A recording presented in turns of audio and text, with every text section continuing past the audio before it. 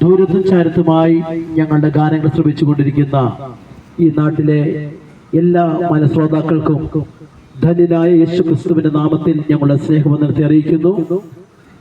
പതിപ്പൽത്ത് പ്രവർത്തിക്കുന്ന church of God ദൈവസഭയുടെ ആഭിമുഖ്യത്തിൽ പ്രത്യേകം ഈ പ്രദേശത്ത് കടന്നു വരുവാനും നിങ്ങളെ കാണാൻ സാധിച്ചതൊക്കെ വളരെ സന്തോഷം ഞങ്ങൾക്കുണ്ട്. ദൈവം ഈ ദേശത്തെ ഒത്തിരി അനുഗ്രഹിക്കട്ടെ എന്ന് ഞങ്ങൾ ദൈവത്തോട് പ്രാർത്ഥിക്കുകയാണ്. ലോകം അതിന്റെ അന്ത്യത്തിലേക്ക് നീങ്ങിക്കൊണ്ടിരിക്കുന്ന ഈ കാലഘട്ടത്തില് എവിടെ നോക്കിയാലും മനുഷ്യന് സമാധാനമില്ലാതെ സന്തോഷമില്ലാതെ അലഞ്ഞുകൊണ്ട് നടക്കുന്ന ഒരു കാലഘട്ടത്താണ് നാം ജീവിക്കുന്നത്. എവിടെ നോക്കിയാലും മനുഷ്യന് സമാധാനമില്ല, എവിടെ നോക്കിയാലും സന്തോഷമില്ല. വലിയ പത്രമെടുത്ത് വായിച്ചാൽ ഞെട്ടിപ്പിക്കുന്ന സംഭവങ്ങൾ വാർത്താ മാധ്യമത്തിൽ കൂടി ഓരോ ദിവസവും നമ്മൾ കേട്ടുകൊണ്ടിരിക്കുന്ന വാർത്തകൾ കേട്ടാൽ വളരെയേറെ ഞെട്ടിപ്പിക്കുന്ന സംഭവങ്ങൾ. നമ്മുടെ കേരളത്തെ കുറിച്ച് ഇങ്ങനെയാണ് പറയുന്നത്: ദൈവത്തിന്റെ സ്വന്തം നാടാണ് കേരളം. സ്വന്തം നാടായ നമ്മുടെ കൊച്ചു കേരളത്തില് പറഞ്ഞാൽ ദൈവത്തിന്റെ സ്വന്തം നാടാണ്. പണ്ട് കവികളൊക്കെ ഇങ്ങനെ പാടി ഇങ്ങനെയാണ്: കേരളത്തെ കുറിച്ച് ഓരോ പാട്ടും ഓരോ കവികളും ഓരോ ദിവസം പാടുമ്പോഴോ നമ്മുടെ കൊച്ചു കേരളത്തിൽ എന്ത് പറ്റിയെന്ന് ചോദിച്ചാൽ ദൈവത്തിന്റെ സ്വന്തം നാട് എന്ന് നമ്മൾ സന്തോഷിക്കുന്ന കൊച്ചു കേരളത്തിലാണ് അപ്പൻ മകനെ കൊല്ലുന്നു, മകൻ അപ്പനെ കൊല്ലുന്നു, അപ്പനും മകനും ചേർന്ന് തന്റെ അല്ലെങ്കിൽ ഭാര്യയെ കൊല്ലുന്നു, അല്ലെങ്കിൽ കുടുംബത്തെ ഓരോ ദിവസവും നശിപ്പിച്ചുകൊണ്ടിരിക്കുന്ന ഒരു കാലഘട്ടത്താണ് ഞാൻ ജീവിക്കുന്നത്. എന്താണ് ഇതിന് കാരണമെന്ന് ചോദിച്ചാൽ അന്ന് വരെ മനുഷ്യർ ഓരോ ദിവസവും ഓരോ വിഷയങ്ങൾ കേൾക്കുമ്പോൾ നമ്മളിങ്ങനെ മാറി ചിന്തിക്കാൻ ഒത്തിരി പേര് സാഹചര്യം ഉണ്ടാകുന്നുണ്ട്.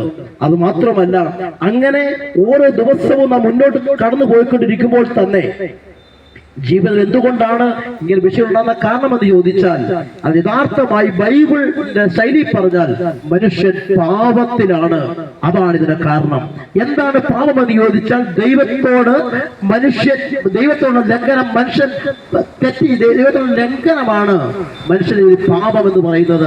ദൈവം പറഞ്ഞ വാക്കിനെ അത് ധിക്കരിച്ച് മനുഷ്യന്റെ ഇഷ്ടത്തിലേക്ക് വന്നപ്പോൾ അവൻ പാപത്തിന് അടിമയായി. ഈ പാപത്തിൽ നിന്ന് രക്ഷപ്പെടുവാൻ വേണ്ടി അന്ന് മുതൽ മനുഷ്യൻ ഓരോ ദിവസം ഓടിക്കൊണ്ടിരിക്കുകയാണ്. അപ്പോൾ എന്ത് പറഞ്ഞ ഈ പാപം വന്നപ്പോൾ മനുഷ്യന്റെ സ്നേഹം നഷ്ടപ്പെട്ടു, അവന്റെ സമാധാനം നഷ്ടപ്പെട്ടു. അപ്പനെ സ്നേഹിക്കാൻ കഴിയുന്നില്ല, അമ്മയെ സ്നേഹിക്കാൻ കഴിയുന്നില്ല, മക്കളെ സ്നേഹിക്കാൻ കഴിയുന്നില്ല. ഓരോ ദിവസവും അവന്റെ ജീവിതം വലിയ നാശത്തിലേക്ക് അങ്ങനെ വന്നുകൊണ്ടിരിക്കുന്നു. അങ്ങനെ ഇരിക്കുമ്പോൾ അവസാനമായി എന്ത് ചെയ്തെന്ന് ചോദിച്ചാൽ അവൻ അല്പനേരത്തെ ആശ്വാസത്തിന് വേണ്ടി അവൻ മദ്യത്തിന് ആശ്രയിച്ചു, കഞ്ചാവിന് ആശ്രയിച്ചു, ലഹരി പദാർത്ഥത്തിന് ആശ്രയിച്ചു. ഓരോ ദിവസവും അവൻ ഇങ്ങനെ ആശ്രയിച്ച് അല്പനിമിഷം ചില നാളിൽ ചില നിമിഷം കഴിഞ്ഞപ്പോൾ അല്പം ഒരു സ്ഥലത്തും സമാധാനം ലഭിക്കാതെ വന്നപ്പോൾ ഒരു മുഴ കയറിനകത്തോ അല്പ വിഷത്തിനകത്തോ ഈ ലോകത്തെ ജീവിതം അവസാനിപ്പിക്കുകയാണ്. എന്നാൽ ഇന്നും പകൽ ഈ ദേശത്ത് കടന്നു വരുവാനുള്ള ഏറ്റവും വലിയ കാരണമെന്ന് പറഞ്ഞാൽ സ്നേഹിത, നമ്മുടെ ജീവിതത്തിന്റെ അകത്ത് മദ്യത്തിനും മയക്കുമതിനും അടിമയായി ഒരിക്കലും രക്ഷപ്പെടാൻ കഴിയാതെ നീ ആയിരിക്കുന്നുവെങ്കിലും അവിടെ നിന്ന് നിന്നെ മാറ്റുന്ന ഒരു മാർഗമുണ്ട്. ആ മാർഗമാണ് യേശു ക്രിസ്തുവിന്റെ സുവിശേഷം എന്ന് പറയുന്നത്. എന്താണ് സുവിശേഷം എന്ന് പറഞ്ഞാൽ? ഉത്തരം നല്ല വാർത്തയാണ്, സമാധാനത്തിന്റെ വാർത്തയാണ്, സന്തോഷത്തിന്റെ വാർത്തയാണ്. ഈ സുവിശേഷം ഏത് കാലഘട്ടത്തിലും ഇത് പ്രസംഗിക്കപ്പെടാൻ കാരണമെന്ന് ചോദിച്ചാൽ ഈ സുവിശേഷം ഏത് സ്ഥലത്തൊക്കെ പ്രസംഗിക്കപ്പെട്ടിട്ടുണ്ടോ അവിടെ വലിയ സമാധാനമുണ്ടായിട്ടുണ്ട്, അവിടെ വലിയ സന്തോഷമുണ്ടായിട്ടുണ്ട്. വിശുദ്ധ ബൈബിൾ പ്രഖ്യാപിക്കുന്ന ഒരു വാക്യം ഇങ്ങനെയാണ്: പാപത്തിന്റെ ശമ്പളം മരണമാണ്. പാപം ചെയ്ത മനുഷ്യനോട് ദൈവം പറഞ്ഞു അതിന്റെ ശമ്പളം എന്ന് പറഞ്ഞാൽ അത് നീ പാപം ചെയ്താൽ നീ മരിക്കണമെന്നാണ് ദൈവത്തിന്റെ നിയോഗം നിൽക്കുന്നത്. എന്നാൽ സ്നേഹിത, ഈ പാപത്തിന്റെ ശമ്പളമായിരിക്കുന്ന മരണത്തിൽ നിന്ന് രക്ഷപ്പെടുവാൻ വേണ്ടി അന്ന് മുതൽ മനുഷ്യർ ഓട്ടം ആരംഭിച്ചു. അനേകർ പുണ്യസ്ഥലങ്ങൾ സന്ദർശിക്കുന്നു, അനേകർ ചെരിപ്പിടാൻ നടക്കുന്നു, അനേക ഇടങ്ങളിൽ ചെന്ന് കാലുകുത്തുന്നു. അവിടെ നിന്ന് ഒരിക്കലും ഒരു മനുഷ്യന് യഥാർത്ഥമായിട്ട് സമാധാനം ലഭിക്കുവാൻ അവന് കഴിഞ്ഞിട്ടില്ല, പാപത്തിൽ നിന്ന് രക്ഷപ്പെടുവാൻ കഴിഞ്ഞിട്ടില്ല. പാപം എന്ന വാക്ക് ബൈബിളിന്റെ മാത്രം കുത്തകയല്ല സ്നേഹിത, എല്ലാ മതങ്ങളും പറഞ്ഞും കേട്ടും വരുന്ന കാര്യമാണ് പാപം. ഇബ്ലീസിന്റെ കുത്ത് ഏൽക്കാത്ത ഒരു ഒറ്റ വ്യക്തി പോലും ദുനിയാവില്ല എന്ന് പറയുകയാണ്. അസത്തോമ സത്യമയ തമസ്സോമ ജ്യോതിർഗമയ, ഞാൻ ഇരുട്ടിലാണെന്ന് പറയുകയാണ്. അപ്പോൾ വിശുദ്ധ ബൈബിൾ അതിന്റെ തലനാര ശൈലി പറഞ്ഞിരിക്കുന്നു, ഇതാ ഞാൻ അകൃത്യത്തിനൊരുവായി, പാപത്തിൽ എന്റെ അമ്മ എന്നെ ഗർഭം ധരിച്ചു. അപ്പൊ എല്ലാ മതങ്ങളും എല്ലാവരും പറഞ്ഞ മനുഷ്യൻ പാപികളാണ്, ഈ പാപത്തിൽ നിന്ന് രക്ഷ വേണം. ഈ പാപത്തിൽ രക്ഷപ്പെടാൻ വേണ്ടി അനേകർ ഓടുകയാണ്. എന്നാൽ ഇന്ന് ഈ പകൽക്കാലം ഈ ദേശത്ത് നിന്നുകൊണ്ട് ശാന്തമായി ഞാൻ ഒരു കാര്യം വിളിച്ചു പറയാം. ഈ പാപത്തിൽ നിന്ന് രക്ഷപ്പെടാൻ ഒറ്റ മാർഗമേ ഉള്ളൂ. ആ മാർഗമാണ് യേശുക്രിസ്തുവിന്റെ സുവിശേഷം എന്ന് പറയുന്നത്. എന്താണ് സുവിശേഷം എന്ന് പറഞ്ഞാൽ ഒറ്റ ഉത്തരവേ ഉള്ളൂ. ഞാൻ പറയാറുണ്ട്, കാലം തികഞ്ഞു, ദൈവരാജ്യം സമീപിച്ചിരിക്കാൻ മാനസാന്തരപ്പെട്ട് സുവിശേഷത്തിൽ വിശ്വസിപ്പിൻ എന്ന് പറയാ. സുവിശേഷം എന്നതോ ദാവീദിന്റെ സന്തതിയായി ജനിച്ച് മരിച്ച് അടക്കപ്പെട്ട് മൂന്നാം നാൾ ഉയർത്തെഴുന്നേറ്റ യേശു ക്രിസ്തുവിനെ ഓർത്തുകൊള്ളുവിൻ, അതാകുന്നു ഞങ്ങളുടെ സുവിശേഷം. ഇന്ന് പകലില് നിന്റെ ജീവിതത്തിന്റെ നാളുകളായി മദ്യത്തിനടിമയായി മയക്കുമരുന്നിനടിമയായി ജീവിതത്തിൽ ലക്ഷ്യം നഷ്ടപ്പെട്ട് നീ ആയിരിക്കുന്നുവെങ്കിലും അവിടെ നിന്ന് നിന്നെ മാറ്റുന്ന ഒരു മാർഗമുണ്ട്. ആ മാർഗത്തിന്റെ പേരാണ് യേശു ക്രിസ്തുവിന്റെ സുവിശേഷം. ഈ സുവിശേഷം ഏത് കാലഘട്ടത്തിലും പ്രസംഗിക്കപ്പെടാൻ കാരണമെന്ന് ചോദിച്ചാൽ ഈ സുവിശേഷം ചെല്ലുന്ന സ്ഥലത്തൊക്കെയും വലിയ സമാധാനം ഉണ്ടായിട്ടുണ്ട്, വലിയ സന്തോഷം ഉണ്ടായിട്ടുണ്ട്. അതുകൊണ്ട് ഞങ്ങൾ പറയും, യേശു ക്രിസ്തുവിൽ വിശ്വസിച്ചാൽ എന്തുണ്ടാകും? ഒന്നാമത്തെ കാര്യം, യേശുവിൽ യേശു എന്ന് പറഞ്ഞാൽ ആരാണ്? യേശുവിനെ കുറിച്ച് ഇങ്ങനെ പറയാനുള്ള കാരണം എന്താ നമ്മൾ അറിയണമല്ലോ. എന്തുകൊണ്ടാണ് ഈ വഴിയോരങ്ങളിൽ നിന്നുകൊണ്ട് നിങ്ങൾക്കൊരു പണിയില്ലാത്തവരാണോ, അതുകൊണ്ടാണോ നിങ്ങൾ ഇന്ന് പ്രസംഗിക്കുന്നത് ചോദിച്ചാൽ ഞങ്ങൾ പറയും, ഞങ്ങൾ ഈ ദേശക്കാർ തന്നെയാണ്, ഞാൻ കീഴ്ത്തൽ ഓട്ടോ ഓടിക്കുന്ന ഒരു വ്യക്തിയാണ് ഞാൻ. പക്ഷേ എന്തുകൊണ്ടാണ് ഈ പ്രദേശത്ത് നിന്നുകൊണ്ട് ഞാൻ ജനിച്ച ഈ സ്ഥലത്ത് കീഴ്ത്തോട് മണ്ണിൽ ജനിച്ച ഞാൻ എന്തുകൊണ്ടാണ് ഈ സ്ഥലത്ത് നിന്ന് പ്രസംഗിക്കാൻ കാരണമെന്ന് ചോദിച്ചാൽ, ഒരു കാലത്ത് ആർക്കും വേണ്ടാത്ത ഒരു കാലം ഞങ്ങളുടെ ജീവിതത്തിലുണ്ട്. വീട്ടിൽ സമാധാനമില്ലാതെ സന്തോഷമില്ലാതെ ഈ ലോകത്തിന് വേണ്ടി ജീവിച്ച ഒരാളാണ്. പക്ഷെ എന്റെ ജീവിതത്തിന്റെ അകത്ത് മാറ്റം വരുത്തിയ ഒരു മാർഗമാണ് യേശു ക്രിസ്തുവിന്റെ സുവിശേഷം. അതുകൊണ്ട് യേശു ആരാണെന്നുള്ള ചോദ്യത്തിന് ഒത്തിരി ഉത്തരങ്ങൾ നമുക്ക് പറയാൻ കഴിയും. ചില ആളുകൾ പറയും, യേശു മറിയയുടെ മകനാണ്, യേശു യോസേപ്പിന്റെ മകനാണ്, യേശു അത്ഭുതം ചെയ്യുന്നവനാണ്, യേശു മരിച്ചവരെ ഉയർപ്പിച്ചവനാണ്. എന്നാൽ യേശു ആരാണെന്നുള്ള ഒറ്റ ഒരു ചോദ്യത്തിന് യഥാർത്ഥമൊറ്റ ഉത്തരം പറഞ്ഞാൽ, യേശു ആരാണെന്നുള്ള ചോദ്യത്തിന് ഒറ്റ ഉത്തരം, അവൻ ലോകത്തിന്റെ രക്ഷിതാവാണ്. പാപത്തിന്റെ ശമ്പളമായ മരണത്തിൽ നിന്ന് നമ്മളെ രക്ഷിപ്പാൻ പിതാവായ ദൈവം തന്റെ പുത്രനായ യേശു ക്രിസ്തുവിനെ ഈ ഭൂമിയിലേക്ക് അയച്ച് ഏകദേശം 33 തിരുവയസ്സ് വരെ ഈ ഭൂമിയിൽ ജീവിച്ച് അനേക അത്ഭുതങ്ങൾ അടയാളങ്ങൾ ചെയ്ത കർത്താവ് 33 തിരുവയസ്സിൽ കർത്താവ് മരിക്കുവാൻ വേണ്ടി ഏൽപ്പിക്കപ്പെട്ടു. എന്തുകൊണ്ടാണ് യേശു ക്രിസ്തു മരിക്കാനുള്ള കാരണമെന്ന് ചോദിച്ചാൽ എന്താണ്? നമ്മുടെ സകല പാപവും കർത്താവ് യേശു ക്രിസ്തു ഏറ്റെടുത്തു. പാപത്തിന്റെ ശമ്പളം മരണമാണെന്ന് എല്ലാവരും വിധി എഴുതുമ്പോൾ അതാ പാപത്തിൽ നിന്ന് നമ്മൾ രക്ഷിപ്പാൻ, ആ മരണത്തിൽ നമ്മൾ രക്ഷിപ്പാൻ ഒന്നൊരൊറ്റ ഒരുവനെ ഉള്ളൂ. അവന്റെ പേരാണ് കർത്താവ് യേശു ക്രിസ്തു. ഇന്ന് പകലില് ഈ യേശു ക്രിസ്തുവിനെ കുറിച്ച് ഒന്ന് രണ്ട് വാക്ക് പറഞ്ഞ വാക്കിനെ വേഗം നിർത്താൻ ആഗ്രഹിക്കുകയാണ്. യേശു നമുക്ക് വേണ്ടി എന്ത് ചെയ്തു? എന്തുകൊണ്ടാണ് യേശുവിനെ പ്രസംഗിക്കാനുള്ള കാരണമെന്ന് ചോദിച്ചാൽ, യേശു നമുക്ക് വേണ്ടി എന്ത് ചെയ്തു അത് നമ്മൾ തിരിച്ചറിയണം. ഞാൻ ഇങ്ങനെ പറയാറുണ്ട്, വിശുദ്ധ വചനത്തിൽ ഇങ്ങനെ ഒരു വാക്യം പറഞ്ഞിങ്ങനെയാണ്, ഒരിക്കൽ മരണം പിന്നെ ന്യായവിധിയും ദൈവം മനുഷ്യർക്കായി നിയമിച്ചിരിക്കുന്നു. ഒരിക്കൽ ഒരു ന്യായവിധി, പിന്നെ ഒരു മരണം. ഇത് കേൾക്കുമ്പോ തന്നെ ചോദിക്കാറുണ്ട്, ഒരിക്കൽ ഒരു മരണം പിന്നെ ഒരു ന്യായവിധി, ഇതെങ്ങനെ സംഭവിക്കും? അപ്പൊ അങ്ങനെയാണെങ്കിൽ ചില ആൾക്കാർ ചോദിക്കാറുണ്ട്, നമ്മൾ പത്രം എടുത്താൽ വായിച്ചാൽ ഇങ്ങനെ കേൾക്കാറുണ്ട്, ഭാര്യനെ അടിച്ചു കൊന്നിട്ട് ഭർത്താവ് ആത്മഹത്യ ചെയ്തു. നാളെ കോടതി പിടിക്കാൻ വരുമ്പം ആ പുള്ളി പറയും, ഇനി ആ പുള്ളിനെ എന്താ ചെയ്യാൻ പറ്റും? ഒന്നും ചെയ്യാൻ പറ്റത്തില്ല. അവര് പറയും, ഞാൻ ആത്മഹത്യ ചെയ്തിരിക്കുകയാണ്, അതുകൊണ്ട് ഒരു കോടതിക്കും എന്നെ ഒന്നും ചെയ്യാൻ കഴിയത്തില്ല. പക്ഷെ മറന്നു പോകരുത്, വിശുദ്ധ തിരുവചനം അസന്നിഗ്ധമായി പ്രഖ്യാപിക്കുകയാണ്, ഒരിക്കൽ ഒരു മരണത്തിന് ശേഷം ഒരു ന്യായവിധി ഉണ്ടെന്ന കാര്യം മറക്കരുത്. അപ്പോൾ നിങ്ങളോർക്ക് എന്തുകൊണ്ടാണ്? എന്നാൽ മറക്കരുത്, ഇത് എപ്പോൾ സംഭവിക്കുമെന്ന് ചോദിച്ചാൽ, നിന്റെ മരണത്തിന് ശേഷം ഒരിക്കൽ ദൈവത്തിന്റെ കോടതിയുടെ മുമ്പിൽ ഒരിക്കൽ നീ നിൽക്കേണ്ടി വരും. നീ ചെയ്ത സകല പാപവും ഒരിക്കല് ദൈവത്തിന് മുമ്പിൽ നിൽക്കുമ്പോൾ നിനക്ക് കരം ബലപ്പെട്ടിരിക്കുമോ?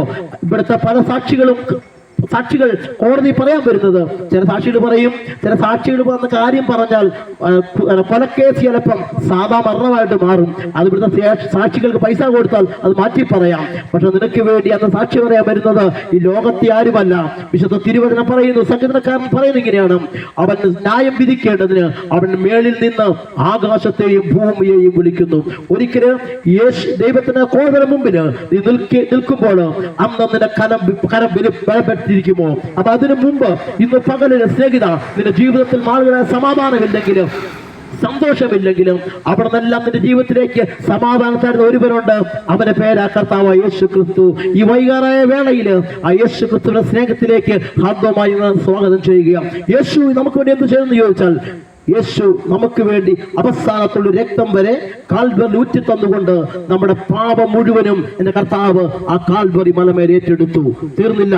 എന്റെ കർത്താവ് മരിക്കുവാൻ സമയത്ത് യേശുവിനെ അന്നത്തെ കോടതിയിൽ 5 കോടതിയിൽ മാറി മാറി യേശുവിനെ വിസ്തരിച്ചിട്ടും ഒരു കുറ്റവും യേശുവിനെ കുറിച്ച് ആരും പറഞ്ഞില്ല. യേശുവിനെ മേലൊരു കുറ്റവും ആരും കണ്ടില്ല. പിന്നെ എന്തുകൊണ്ടാണ് യേശു മരിക്കാൻ കാരണമെന്ന് ചോദിച്ചാൽ, എന്റെയും നിന്റെയും സകല പാപവും എന്റെ കർത്താവ് ഏറ്റെടുക്കുവാനിട വന്നു. ഇന്ന് ഒരു നിമിഷം പറയട്ടെ, യേശു കർത്താവിനെ കുറിച്ച് പ്രസംഗിക്കാനുള്ള കാരണമെന്ന് ചോദിച്ചാൽ, യേശു ആരാണെന്ന് ചോദിച്ചാൽ, എനിക്കും നിനക്കും വേണ്ടി അവസാനത്തുള്ള രക്തം വരെ ആ കാൽവരി ഊറ്റി തന്നുകൊണ്ട് എന്റെയും നിന്റെയും സകല പാപവും ഏറ്റെടുത്ത് ഒരൊറ്റ ഒരുവനേ ഉള്ളൂ. ഇന്ന് പകൽ ഈ വൈകാര വേളയിൽ ഞാൻ ഉയർത്തി കാണിക്കുന്ന കർത്താവ് യേശു ക്രിസ്തുവാണ്. അതുകൊണ്ട് ഞങ്ങൾ പറയും, മറ്റ് ഒരുത്തരും രക്ഷയില്ല. നാം രക്ഷിക്കപ്പെടുവാൻ ആകാശത്തിന്റെ കീഴിൽ മനുഷ്യന് നൽകപ്പെട്ട യേശു എന്ന നാമമല്ലാതെ ഒരു നാമവുമില്ല. ഇന്ന് പകൽ ഈ വൈകാര വേളയിൽ പറയട്ടെ, നിന്റെ ജീവിത സമാധാനം തരാനും സന്തോഷം തരാനും നിന്നെ സ്നേഹിക്കുന്ന ഒറ്റ മാർഗമുണ്ടെങ്കിൽ അതിന്റെ പേര് കർത്താവ് യേശു ക്രിസ്തുവിന്റെ മാർഗം. ആ യേശു ക്രിസ്തുവിലേക്ക് ഹാർദവമായി ഞങ്ങൾ സ്വാഗതം ചെയ്യുകയാണ്. യേശു ചെയ്യോ എന്താണ്? 2 കള്ളന്മാരുടെ നടുവിൽ ഭാരനും പരുത്തിനും നടുവായി കിടക്കുന്ന ഒരുവനെ കണ്ടോ? അവന്റെ പേര് കർത്താവ് യേശു ക്രിസ്തു. ഇന്ന് ഒരു നിമിഷം ഞാൻ ചോദിക്കട്ടെ സ്നേഹിത, നാളുകളായി നിന്റെ ജീവിതത്തിനകത്ത് നീ തീരെ രോഗിയായിരിക്കാം, നിന്നെ സ്നേഹിക്കാൻ ആരും ഇല്ലാത്തവരായിരിക്കാം. മതി, എന്റെ ജീവിതം എനിക്ക് മടുത്തു, ഇവിടെ കൊണ്ട് ഞാൻ തീരാം എന്ന് നീ ഓർത്തിരിക്കുന്നുവെങ്കിൽ ഇല്ല സ്നേഹിത, അരുത്, ആത്മഹത്യ ചെയ്യരുത്. നിന്നെ സ്നേഹിക്കുന്ന ഒരുവനുണ്ട്. നിന്റെ അപ്പനേക്കാൾ അമ്മയെക്കാല് നിന്റെ മക്കളെക്കാല് നിന്നെ ഒത്തിരി സ്നേഹിക്കുന്ന ഒരുവനുണ്ട്. ആ യേശുവിലേക്ക് ഇന്ന് ഈ നിമിഷം ഞാൻ നിങ്ങളെ സ്വാഗതം ചെയ്യുക. ആ യേശുവിന്റെ സ്നേഹത്തിലേക്ക് സ്വാഗതം ചെയ്യുക. എന്താണ് യേശു ചെയ്തത്? 2 കള്ളന്മാരുടെ നടുവില് പാലിനും പരുത്തിനും നടുവേ കിടക്കുന്ന യേശുവിനെ കണ്ടോ? യേശു പറഞ്ഞൊരു കാര്യം ഇങ്ങനെയാണ്: 2 കള്ളന്മാർ നടുവിൽ കിടക്കുക. അതിലൊരു കള്ളൻ യേശുവിനെ പരിഹസിച്ചു, ഒരു കള്ളൻ യേശുവിനെ അംഗീകരിച്ചു. ആ കള്ളൻ ഇങ്ങനെ പറഞ്ഞു, ഗുരു, മാമ, അങ്ങ് രാജ്യത്ത് പ്രാപിച്ചു വരുമ്പോൾ എന്നെയും കൂടി ഓർത്തുകൊള്ളണം. യേശു പറഞ്ഞു, ഇന്ന് നീ എന്നോട് കൂടെ പറുദീസയിലായിരിക്കും. ഇന്ന് ഈ നിമിഷം കർത്താവായ യേശു ക്രിസ്തു സകല പാപത്തിന് വേണ്ടി മരിച്ചൊരു ഉദാഹരണം എന്ന് പറഞ്ഞാൽ, ആ കള്ളനോട് പറഞ്ഞു, ഇന്ന് നീ എന്നോട് കൂടെ പറുദീസയിലായിരിക്കും. കാരണം ആ കള്ളൻ പറഞ്ഞു, കള്ളൻ അറിയപ്പെടുന്ന കള്ളനായിരിക്കാം, അവനെ കൊലശിക്ഷയ്ക്ക് അല്ലെങ്കിൽ ആ മോക്ഷിച്ച കാരണത്തിലായിരിക്കാം അന്നത്തെ കോടതി അവനെ കൊല്ലാൻ ഏൽപ്പിച്ചത്. അപ്പോൾ യേശുവിന്റെ കാൽക്കൽ അവനൊന്ന് വീഴാൻ തയ്യാറായപ്പോൾ യേശു പറഞ്ഞു, ഇന്ന് നീ എന്നോട് കൂടെ പറുദീസയിലായിരിക്കും. ഒറ്റ കാര്യങ്ങൾ പറയട്ടെ, അതിന്റെ കാരണമെന്ന് ചോദിച്ചാൽ, നിന്റെ പാപം എത്ര കടിച്ചുമപ്പായാലും അതിനെ ഹിമം പോലെ വെളുപ്പിക്കുന്ന ഒരുവനാ ഞങ്ങൾ ഉയർത്തിക്കാണിക്കുന്ന കർത്താവായ യേശു. സ്നേഹിത, നിന്റെ ജീവിതത്തിൽ സമാധാനമില്ലേ? സന്തോഷമില്ലേ? നിനക്കെല്ലാം നിനക്കുണ്ടായിരിക്കാം. പക്ഷെ ഞാൻ ചോദിക്കുന്ന ഒറ്റ കാര്യമാണ്, നിന്റെ സമാധാനമില്ലേ? ആ സമാധാനത്തിന് മാർഗമാണ് യേശു ക്രിസ്തുവിന്റെ സുവിശേഷം. ഒറ്റ വാക്ക് ഞാൻ വാക്ക് നിർത്താം. അപ്പോൾ ഒരു കാര്യം പറഞ്ഞ് ആഗ്രഹിക്കുക, അന്ന് യേശു കർത്താവ് ക്രൂശുമായി കടന്നു പോകുമ്പോൾ അനേക സ്ത്രീകൾ യേശുവിന്റെ മുമ്പിൽ കരഞ്ഞുകൊണ്ട് അടുക്കൽ ചെന്നു.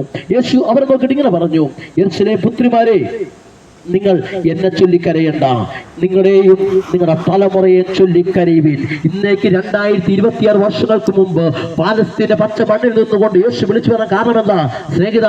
പത്രമൊക്കെ ഒന്ന് വായിക്കണം. ഇന്ന് ഈ വൈകാറായ വേളയിൽ ഞാൻ പറഞ്ഞ സത്യമാണെന്ന് അറിയാൻ വേണ്ടി പത്രമൊക്കെ ഒന്ന് വായിക്കണം. കേക്ക്, 4ാം ക്ലാസ് മുതൽ എത്ര കുഞ്ഞുങ്ങളാണ് ആത്മഹത്യ ചെയ്യുന്നതെന്ന് അറിയാമോ? എത്ര പേരാണ് കഞ്ചാവിന് അടിമയാകുന്നത്? എത്ര പേരാണ് ഹാൻസിന് അടിമയാകുന്നത്? എത്ര പേരുടെ മദ്യത്തിന് അടിമയാകുന്നത്? എന്താ കാരണം ചോദിച്ചാൽ ചോദിച്ചാൽ അവർ പറയും അവർക്ക് സമാധാനമില്ല, നമ്മുടെ തലമുറയ്ക്ക് സമാധാനമില്ല. പക്ഷേ ഇന്ന് പകല് ഈ ദേശത്തോട് നിന്നുകൊണ്ട് ഞാൻ വിളിച്ചു പറയും, അവിടെ നിന്ന് നമ്മുടെ ജീവിതത്തിൽ മാറ്റം വരണമെങ്കിൽ, നമ്മുടെ തലമുറ രക്ഷപ്പെടണമെങ്കിൽ നാം എന്ത് ചെയ്യണമെന്ന് ചോദിച്ച ഉത്തരമേ ഉള്ളൂ. നമ്മുടെ തലമുറയ്ക്ക് വേണ്ടി നമ്മൾ പ്രാർത്ഥിക്കണം, നമ്മുടെ തലമുറയ്ക്ക് വേണ്ടി നമ്മൾ കരയണം. കാരണം നമ്മുടെ തലമുറ വലിയ നാശത്തിലേക്ക് പോയിക്കൊണ്ടിരിക്കുന്നത്. ഇന്നലെ പത്രത്തിൽ നമ്മൾ ഇന്നലെ സോഷ്യൽ മീഡിയയിൽ കണ്ടല്ലോ, ഒരു അധ്യാപകനെ ഒരു കുഞ്ഞ് അല്ലെങ്കിൽ ഒരു വിദ്യാർത്ഥി അധ്യാപകൻ അടിക്കുന്ന ഒരു വീഡിയോ ഞാൻ ഇന്നലെ കാണുവാനിട വന്നു. സ്നേഹിത, നമ്മുടെ തലമുറയുടെ പോക്ക് എങ്ങോട്ടാണ്? അത് ഇന്നേക്ക് 2026 വർഷങ്ങൾക്ക് മുമ്പ് യേശു കർത്താവ് വിളിച്ചു പറഞ്ഞു, എന്നെ ചൊല്ലിക്കറിയണ്ട, യേശുവിന്റെ പേര് പറഞ്ഞാലും കരയണ്ട, യേശുവിന് വേണ്ടി ആരും കരയണ്ട. നശിച്ചു പോകുന്ന നമ്മുടെ തലമുറയ്ക്ക് വേണ്ടി പ്രാർത്ഥിക്കാൻ, നശിച്ചു പോകുന്ന തലമുറയ്ക്ക് വേണ്ടി കരയുവാൻ ഇന്നൊരു ദേശത്തോട് ശക്തമായി ഞാൻ വിളിച്ചു പറയുകയാ. അതിന് ഇന്ന് രാത്രിയില് സ്നേഹിത ചോദിക്കട്ടെ, യേശു കർത്താവ് മരിച്ചു, 2 കാലങ്ങളിൽ മരിച്ചു, അടക്കപ്പെട്ടു. പക്ഷേ മരണം കൊണ്ട് അവസാനിച്ചവനല്ല കർത്താവ് യേശു ക്രിസ്തു. മരിച്ചു 3-ാമത്തെ ദിവസം എന്റെ കർത്താവ് ഉയർത്തെഴുന്നേറ്റു. ഹേ മരണമേ, നിന്റെ ജയം എവിടെ? ഹേ മരണമേ, നിന്റെ വിഷയമുള്ളവരെ എന്ന് യോജിച്ചുകൊണ്ട് ഉയർത്തെഴുന്നേറ്റ ഒരുവനുണ്ടെങ്കിൽ അവന്റെ പേര് കർത്താവ് യേശു ക്രിസ്തു. ഈ ദേശത്ത് നിന്നുകൊണ്ട് ചങ്കുറപ്പോടെ ആവേശത്തോടെ പ്രസംഗിക്കപ്പെടാൻ കാരണമെന്ന് ചോദിച്ചാൽ, ഞങ്ങൾ ഉയർത്തി കാണിക്കുന്ന കർത്താവ് കല്ലറ കൊണ്ട് തീർന്നവനല്ല, കല്ലറ കൊണ്ട് അവസാനിച്ചവനല്ല. ഇവിടുത്തെ പല മഹാന്മാരും മരണമെന്ന മഹാസത്യത്തിന്റെ മുമ്പിൽ മുട്ടുമടക്കിയവർ പോയപ്പോൾ ഒരു കവിയത്രി ഇങ്ങനെ പാടിയില്ലേ, സമർത്ഥനായ സീസറും പ്രസിദ്ധനായ ഹോമറും സമത്വമറ്റ സോളമൻ തുടങ്ങിയുള്ള വിജ്ഞരും കാലചക്ര വിപ്ലവത്തിൽ അമർന്നുപോയി, പിന്നെ നമുക്കെന്ത് ശങ്ക മാറ്റമൊന്നുമില്ലതിൽ എന്ന് ഒരു കവിയത്രി പാടിയപ്പോൾ ഇന്ന് പകൽ ഈ ദേശത്ത് ഞങ്ങൾ ഉയർത്തി കാണിക്കുന്ന കർത്താവായ യേശു മരണം കൊണ്ട് അവസാനിച്ചവരല്ല, മരണം കൊണ്ട് അവസാനിച്ചവരല്ല. കല്ലറയ്ക്ക് അവരെ ഒതുക്കാൻ കഴിഞ്ഞില്ല. 3-ാമത്തെ ദിവസം ഹേ മരണമേ, നിന്റെ ജയം എവിടെ? ഹേ മരണമേ, നിന്റെ വിഷമുള്ളവരെ എന്ന് ചോദിച്ചുകൊണ്ട് ഉയർത്തുന്നതിൽ ഒറ്റ ഒരുവരേ ഉള്ളൂ, അവരെ വരെ കർത്താവ് യേശു ക്രിസ്തു. താമസമല്ല, യേശു ക്രിസ്തു മടങ്ങി വരാൻ സമയമായി. ഇന്ന് പകല് ഈ ദേശത്തോട് പറയുക, താമസമല്ല, യേശു കർത്താവ് മടങ്ങി വരാൻ സമയമായി. ഇന്ന് പകല് ആ യേശുവിന്റെ വരവിന് വേണ്ടി ഒരുങ്ങാൻ എത്ര പേര് തയ്യാറാകും? ആ യേശുവിന് വേണ്ടി ജീവിക്കാൻ എത്ര പേര് തയ്യാറാകും? നിന്റെ സമ്പത്ത് വേണ്ട, നീ ആരാണെന്ന് അറിയണ്ട, ഇപ്പോൾ ഒറ്റ കാര്യം, ആ യേശു എനിക്ക് വേണ്ടിയാണ് മരിച്ചത് എന്ന് എത്ര പേർക്ക് ഇരിക്കുന്ന ഇരിപ്പിടത്തിലെന്ന് പറയാൻ കഴിയും? നിന്നെ സ്നേഹിക്കുന്ന ഒരുവനുണ്ട് കേട്ടോ. നാളുകളായി എല്ലാവരും നിന്നെ മാറ്റി നിർത്തിയില്ലേ? അപ്പൻ, അമ്മ, മക്കളൊക്കെ മാറ്റി നിർത്തിയില്ലേ? എനിക്ക് ജീവിക്കേണ്ടത് പറഞ്ഞില്ലേ? സ്നേഹിത, ഇല്ല. ഈ സമയം യേശു നിന്റെ സ്നേഹത്തോടെ മാടി വിളിക്കുക, ആ യേശുവിന്റെ സ്നേഹത്തിലേക്ക് നിങ്ങൾ മാടി വിളിക്കുക. ഇന്ന് ഒറ്റ നിമിഷം, കർത്താവേ, ആ യേശുവിനെ എനിക്ക് വേണം, ഞാൻ എൻ്റെ നാഥനായി എൻ്റെ യേശുവിനെ ഞാൻ സ്വീകരിക്കുക, എന്റെ പാപത്തിനാണ് യേശു മരിച്ചതെന്ന് നീ വിശ്വസിക്കുമെങ്കിൽ, ഇന്ന് പറഞ്ഞ് വാങ്ങി ഏറ്റു പറയുമെങ്കിൽ ഈ രക്ഷ നിനക്ക് സൗജന്യമായി നടക്കുന്നതാണ്. ഇന്ന് പറഞ്ഞ് നീ ചെരുപ്പിടാൻ നടക്കണ്ട, നീ വേറൊരു സ്ഥലത്തും ഒരു മലയും കയറണ്ട. ഈ രക്ഷ സമാധാനം, ഈ രക്ഷ ഒരു വരെയും നീ ഇതിനു വേണ്ടി കൊടുക്കണ്ട. ഒറ്റ കാര്യം, ആ യേശുവിനെ ഹൃദയം കൊണ്ട് വിശ്വസിക്കാൻ തയ്യാറാകുമോ? എന്റെ വാക്കുകൾ നിർത്തുകയാണ്. അവിടെ യേശു നിന്റെ സ്നേഹത്തോട് മാടി വിളിക്കുക. ഈ നിമിഷം, ഒരു നിമിഷം, കർത്താവേ, ഞാൻ പാവിയായ മനുഷ്യനാണ്, എന്റെ ജീവിതത്തിന് സമാധാനമില്ലാതെ ഞാൻ ഉറങ്ങിയിട്ട് ദിവസങ്ങളായി, ഡോക്ടർമാരുടെ ഗുളിക മാറി മാറി എനിക്ക് എഴുതി തന്നിട്ടും നിനക്ക് ഉറങ്ങാൻ കഴിയുന്നില്ലെങ്കിൽ, ഇല്ല സ്നേഹിത, ഇന്ന് രാത്രിയിൽ ഈ നിമിഷം യേശുവിന്റെ സ്നേഹത്തിലേക്ക് യേശു നിന്റെ കുടുംബത്തിൽ വരട്ടെ. നിന്റെ ജീവിതത്തിൽ സമാധാനത്തെ ഉറങ്ങുവാൻ യേശു കൃപ തരും. ഈ സന്തോഷം നിന്റെ ജീവിതത്തിൽ തരും. സമാധാനമില്ലേ? സമാധാനം തരും. ഇത് സുവിശേഷം എന്ന് പറഞ്ഞാൽ ഒറ്റ ഉത്തരവേ ഉള്ളൂ. സുവിശേഷം എന്ന് പറഞ്ഞാൽ യഥാർത്ഥമായ അതിന്റെ കാര്യമെന്ന് പറഞ്ഞാൽ സുവിശേഷം ഒരു മാർഗമാണ്. എന്താണ് മാർഗം? സമാധാനം തരുന്ന മാർഗം, സന്തോഷം തരുന്ന മാർഗം, സ്നേഹിക്കാൻ പഠിപ്പിക്കുന്ന മാർഗം. അതുകൊണ്ട് ഇന്ന് ഈ നിമിഷം ആ യേശുവിലേക്ക് ഞാൻ നിങ്ങളെ ഹാർദമായി സ്വാഗതം ചെയ്യുകയാണ്. നിങ്ങളുടെ ജീവിതത്തിൽ സമാധാനം നിങ്ങളായിരിക്കുന്നുവെങ്കിൽ, ഇവിടെ ഞങ്ങളുടെ തൊട്ടടുത്ത് ഞാനൊരു ദൈവസഭ ഇവിടെയുണ്ട്, പതിപ്പാലത്ത് ചർച്ച് ഓഫ് ഗോഡ് എന്നറിയപ്പെടുന്ന ദൈവസഭയിൽ, അവിടെ അഭിഷേക്തൻ നമ്മുടെ കൂട്ടത്തിലുണ്ട്. നിങ്ങൾ വിഷയം ഏതായാലും ആ ദൈവദാസങ്ങൾക്ക് വേണ്ടി പ്രാർത്ഥിക്കും. നിങ്ങളുടെ ഏത് നീർന്ന വിഷയമായാലും സഭ ഒറ്റ ഉത്തരം, കർത്താവായ യേശു ക്രിസ്തുവാണ്. ഇന്ന് രാത്രിയിൽ യേശുവിന്റെ ഹൃദയത്തെ വിട്ടുകൊടുത്താൽ വലിയ യേശുവിന്റെ സമാധാനം, യേശുവിന്റെ സമാധാനം, യേശുവിന്റെ സന്തോഷം അതിന്റെ കുടുംബത്തിലേക്ക് വരും. അതുകൊണ്ട് ഇന്ന് ഈ നിമിഷം യേശുവിന് വേണ്ടി നമുക്ക് ജീവിക്കാൻ തയ്യാറാകാം. തുടർന്നുള്ള നിമിഷം നമുക്ക് നിങ്ങളെ ദൈവത്തെ സമർപ്പിച്ചുകൊണ്ട് ഇപ്പോൾ ദേവദാസൻ നിങ്ങൾക്ക് വേണ്ടി പ്രാർത്ഥിക്കും. അതുകൊണ്ട് ദേവദാസനെ ക്ഷണിക്കുക.